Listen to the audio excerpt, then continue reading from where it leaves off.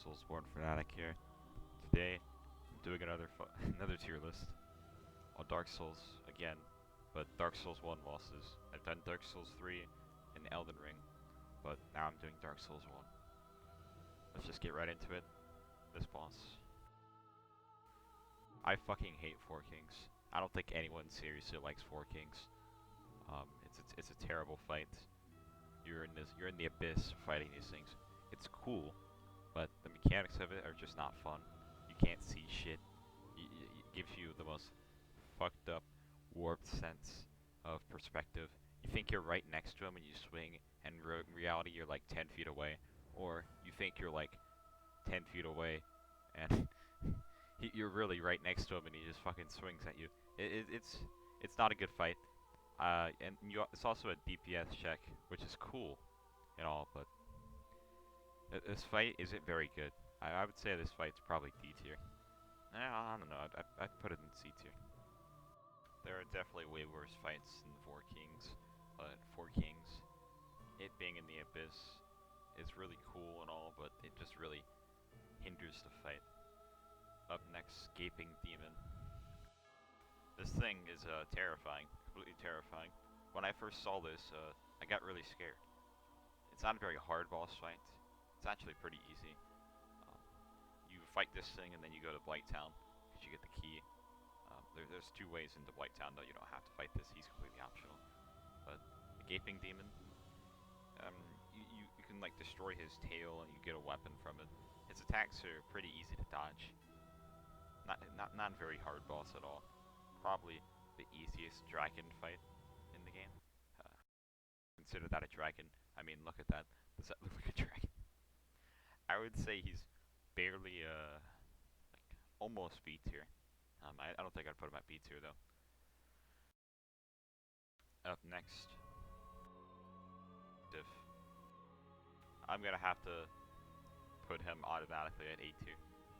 And the reasoning for why I'm not putting him in S tier is because he jumps around too fucking much. I love Cinder, he's such a great boss, but the mechanics, they're not the best.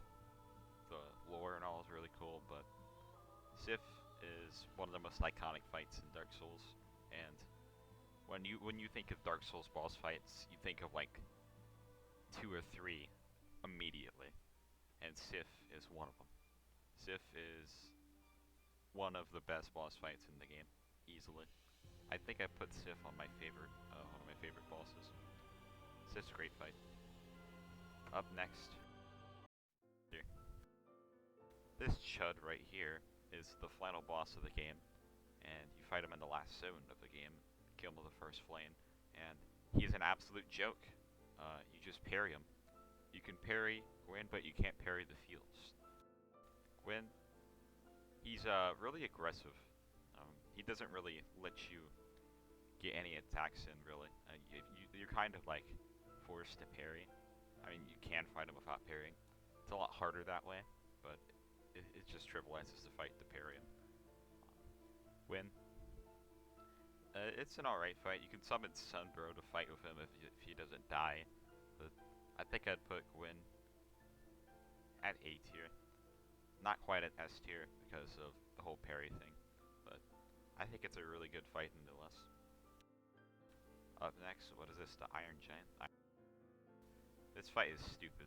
This fight is really stupid. This is the fight in Sen's Fortress. It's the fight right before you make it to Orlando. This guy is a complete joke. When I first played the game, I used this summon, and the summon soloed him. I'm not joking. I have footage about that still, I think. But this fight is a complete joke. On my second playthrough, I fought him, and he fell off. He fell off. I genuinely think that when you fight Iron Golem, you're either gonna beat him really easily with like a summon or something, or you fight him alone, he's probably gonna fall off. This boss is kind of a joke, honestly. I would say he's low C tier. There's just way better boss fights in the game. Iron Golem, he just keeps on falling off, man. If you're doing a melee build, if you're doing a mage, like you're fucking fine, you're perfect. Or if you're a weirdo and doing a bow build, but this fight, it's literally just a waiting game. He flies around, and you can't attack him, and he just spams magic at you. And then he flies down for like 10 seconds, and then you're supposed to you're supposed to hit him, and and then he flies. Then he does an explosion and flies away, and you have to wait another 2 to 3 minutes. It's a terrible fight. Like, this fight sucks. I would say this is D tier. It's just not fun. It's just really boring. I really dislike this fight. Up next is this fight right here is an optional fight with one of the bosses that you see at the beginning of the game.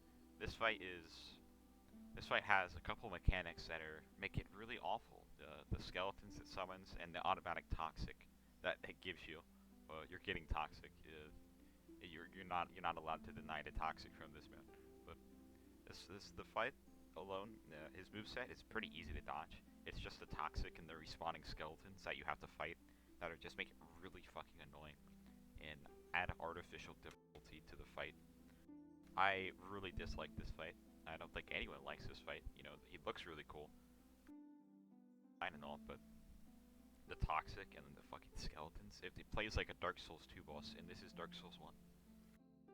Nito, I would say he's probably D tier as well. Not a very good boss fight.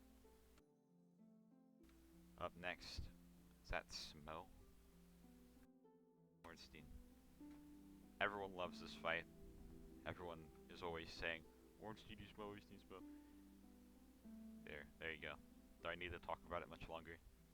It's a duo fight between Ornstein and Smough.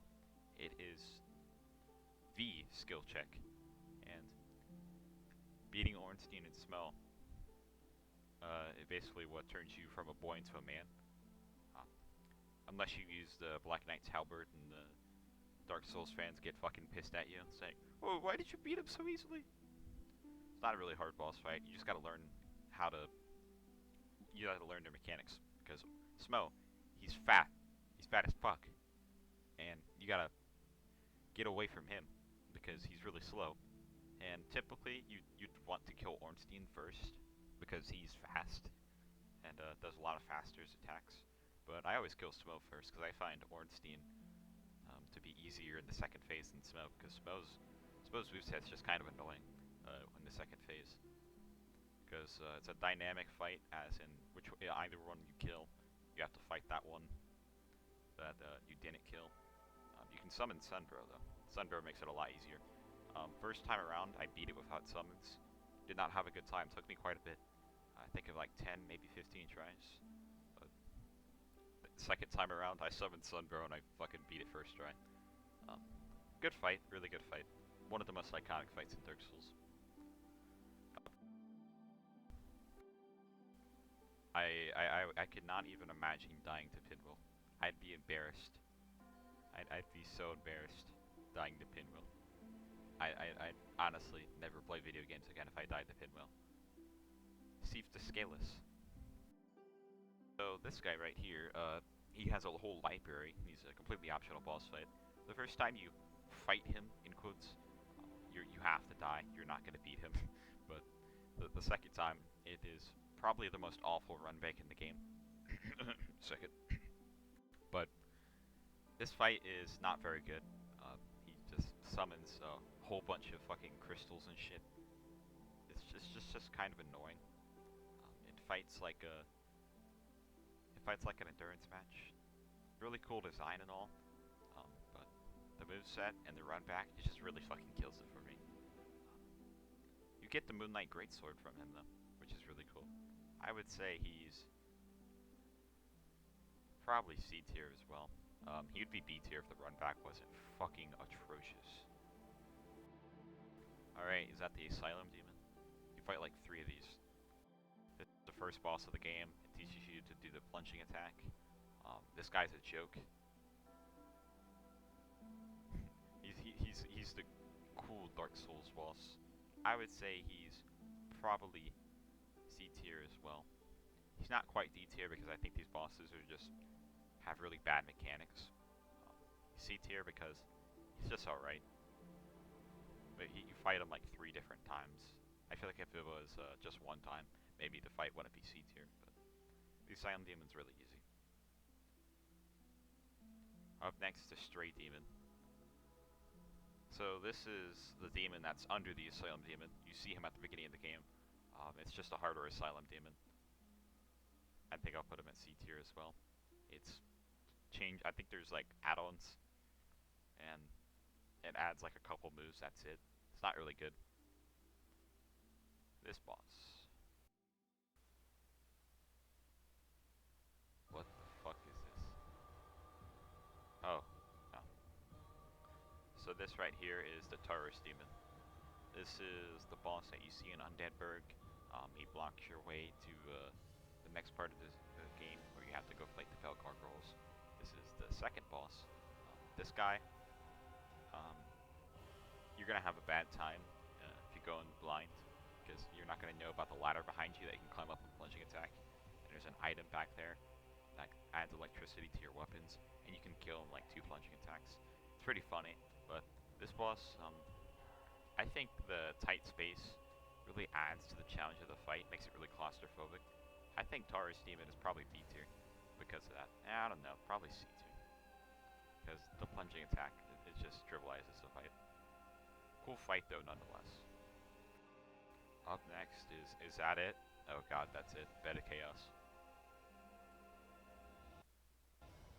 That's Bed of Chaos for you. Bed of Chaos is known widely as the best boss fight in the game.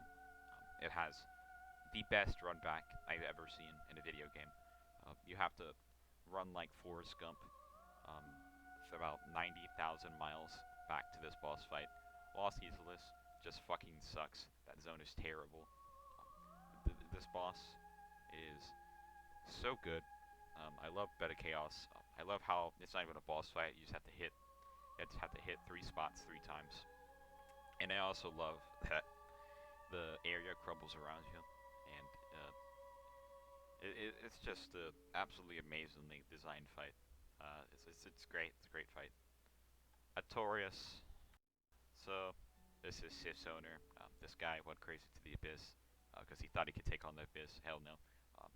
He well, he probably could have if Sif. He didn't get his arm broken to protect Sif, but Atorias, yeah, he's a really cool character. S tier fight. The boss fight is also a skill check. It's pretty hard, but I beat it. Second try, I believe. A lot of people had a lot of trouble with this game. Well, yeah, but a lot of trouble with this fight. I didn't have too much trouble with it. Great sword. Trivializes the game really. Atorias, really cool boss. He has a he's really aggressive too. Especially the part where he does like 3 slams. Pretty cool. Right, up here is Black Dragon Kalameat. Has one of the coolest cutscenes leading up to him where the giant shoots him with the arrow. The design is horrifying. This is basically a giant Medeer. This came before Medeer. I think this boss isn't very good. His moveset is pretty annoying.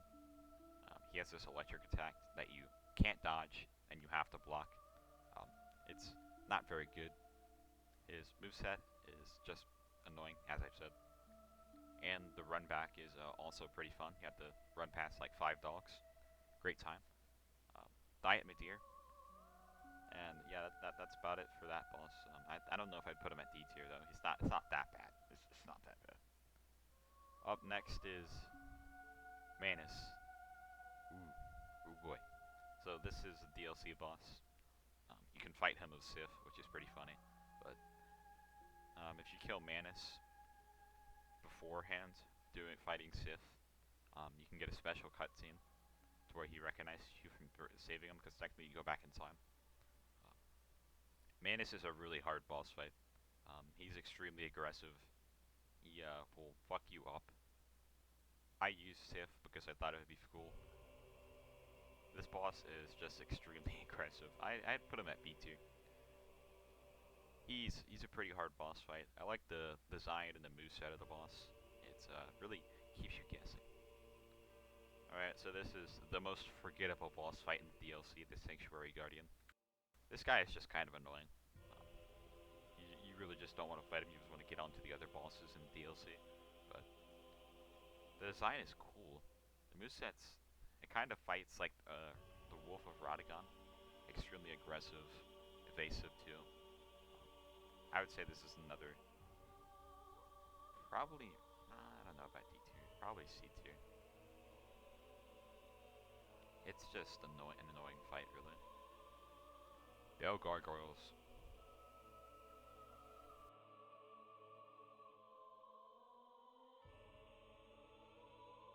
The Gargoyles boss fight in the game. This is mandatory for you have to ring the bell up there. It starts off with just fighting one Gargoyle, then you fight another one. It's the Dark Souls 1 has the best duo fights in all of Soulsborne because they were designed around fighting two. One does long range, one does close range attacks. You can destroy their tail and get a weapon from it. Really cool boss. You can summon Cinder for this, I believe. But it really teaches you how to micromanage and multitask. I think Dark Souls did the duo boss fight way better than Demon Souls. Demon Souls has a dollar store version of Bell Gargoyles. It seems like they just improved on it from Dark Souls 1 to from Demon Souls. This boss I think is a solid B tier.